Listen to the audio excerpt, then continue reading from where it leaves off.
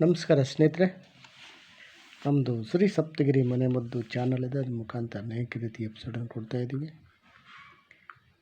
ಸ್ನೇಹಿತರೆ, ಈ ಒಂದು ಬೆಳ್ಳುಳ್ಳಿ ಗಾರ್ಲಿಕ್ ಎಷ್ಟೋ ಕಾಯಿಲೆಗಳಿದೆ. ಒಂದು 100-110 ಕಾಯಿಲೆಗಳಿದು ಔಷಧಿ ಆಗುತ್ತೆ. ಪ್ರತಿಯೊಂದಕ್ಕೂ ಇದು ಔಷಧ ಆಗುತ್ತೆ.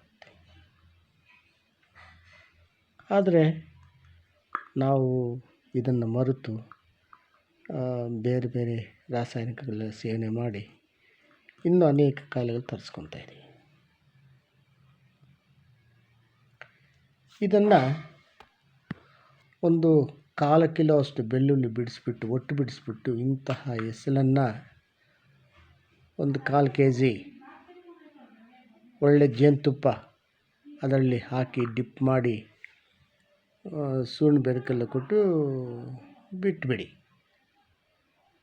ಕೆಲವು ದಿನಗಳಾದ ಮೇಲೆ, ಅಂದರೆ 1 ವಾರ 2 ವಾರ ಆದಮೇಲೆ ಇದನ್ನು ಆ ಸ್ಪೂನಲ್ಲಿ ಬೆಳ್ಳುಳ್ಳಿ ಪ್ಲಸ್ ಜೇನುತುಪ್ಪ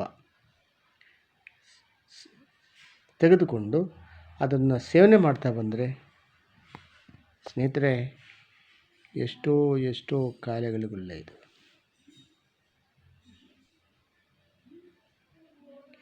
ಇಂತಹ ಒಂದು ರೆಮಿಡಿ ನಮ್ಮ ಜೋಬಲ್ಲಿದ್ದುಕೊಂಡು ನಾವೇನು ಮಾಡ್ತಾಯಿದ್ದೀವಿ, ಅನೇಕ ರೀತಿ ಟ್ಯಾಬ್ಲೆಟಿಗೆ ಹೋಗ್ತಾಯಿದ್ದೀವಿ.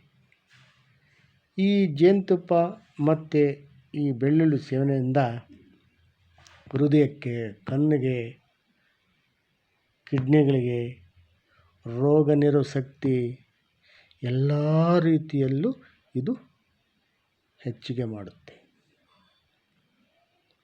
ಇಂತಹ ಶಕ್ತಿಯುಳ್ಳ ಈ ಬೆಳ್ಳುಳ್ಳಿಯನ್ನು ನಾವು